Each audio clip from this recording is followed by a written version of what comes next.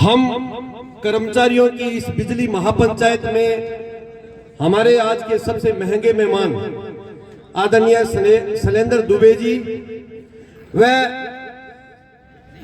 मंचासीन हमारे विभिन्न trade union के रिप्रेजेंट करने वाले हमारे नेतागण और मेरे जो विद्युत विभाग के कर्मचारी व अधिकारी जो मेरे सामने बैठे हैं, उनको मेरा क्रांतिकारी अभिनंदन और हार्दिक शुभकामनाएं। साथियों, आप लोग भली भांति है कि ये राजस्थान सरकार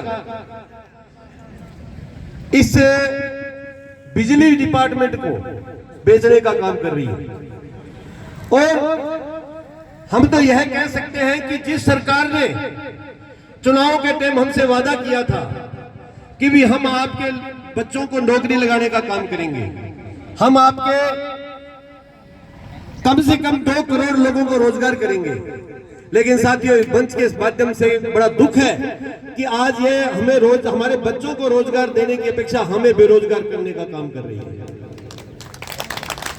साथियों, हम लोग पिछले 140 दिन से गांधीवादी तरीके से आंदोलन कर रहे हैं और एक तरफ मुख्यमंत्री इस बात की उपलब्धि ले रहा है कि आज हमने पूरे राजस्थान के प्लांट चला के 7000 कुछ मेगावाट जनरेशन किया है, और दूसरी तरफ इन्हीं प्लांटों को बेचने का काम कर रहे हैं। हमें समझ नहीं आ रहा कि जब हम सारे प्लांट इस राजस्थान सरकार का उपक्रम है और जिस टाइम ये प्लांट लगाए उस टाइम यह नीति के तहत लगाए गए कि हमें नो प्रॉफिट नो लॉस के अंदर एक लाइट पैदा करनी है। साथियों, उस टाइम यह था कि हमें विद्युत की आवश्यकता है और हमें ज्यादा से ज्यादा लोड पे प्लांट चलाने हैं, और हम लोगों ने आज हम लोग प्लांट जो चला रहे हैं उसकी जनरेशन कर रहे हैं। जनरेशन में हम सारा इंक्लूड करके एक कॉस्ट डिसाइड करके हम नो प्रॉफिट नो लॉस में राजस्थान सरकार को दे रहे हैं। जब हम नो प्रॉफिट नो लॉस में राजस्थान सरकार को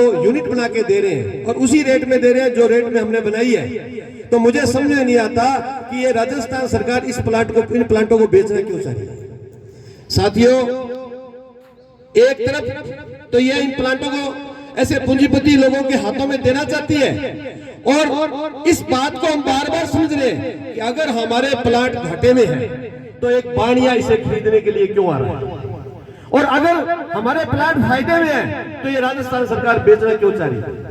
हमें इस बात पे गौर करना चाहिए। मेरे से पूर्व वक्ताओं ने एक बहुत अच्छी बात कही कि यह एक सोची समझी साजिश चल रही है कि कुछ लोगों को ये सारे जो बेशकीमती प्लांट है वो बेचने की तैयारी कर रहे हैं। साथियों, आज छबड़ा का नंबर आया है।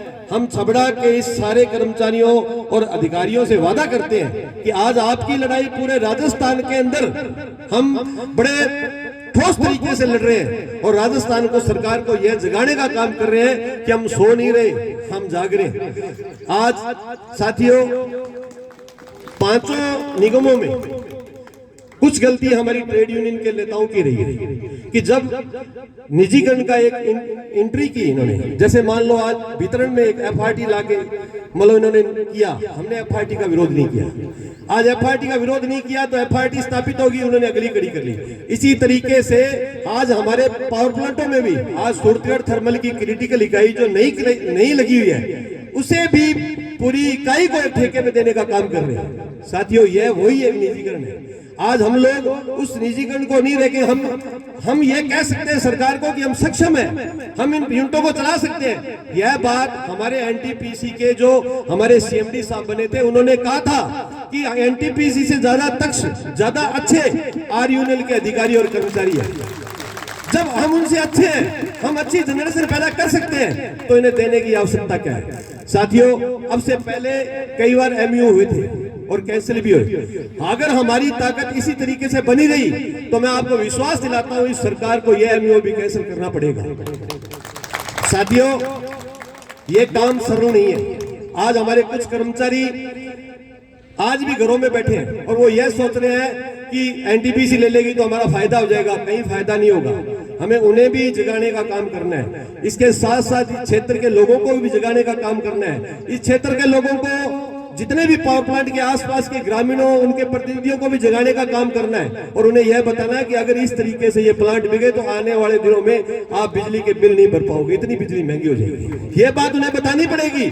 जब वो मूवमेंट हमारे साथ चलेगा, हमारे सूरतगढ़ के हमारे जो साथी है हड़ा जी के नेतृत्व में हमने सभी हमारे विधायकों को मिले और मैं धन्यवाद देता हूं हमारे सूरतगढ़ के विधायक डूंगराम गेदर जी को, उनके लिए जोरदार तालियां बजाकर स्वागत करें। उन्होंने विधानसभा में हमारी बात बहुत अच्छी तरीके से उठाई है और उस बात को उठाने से हमें एक ताकत मिली है। साथियों, आज हमारे जो नेतागण बैठे हैं इस धरा से यह डिसाइड करके जाएं कि हमारी कल प्रेस कॉन्फ्रेंस के बाद अगला स्टेप क्या होगा।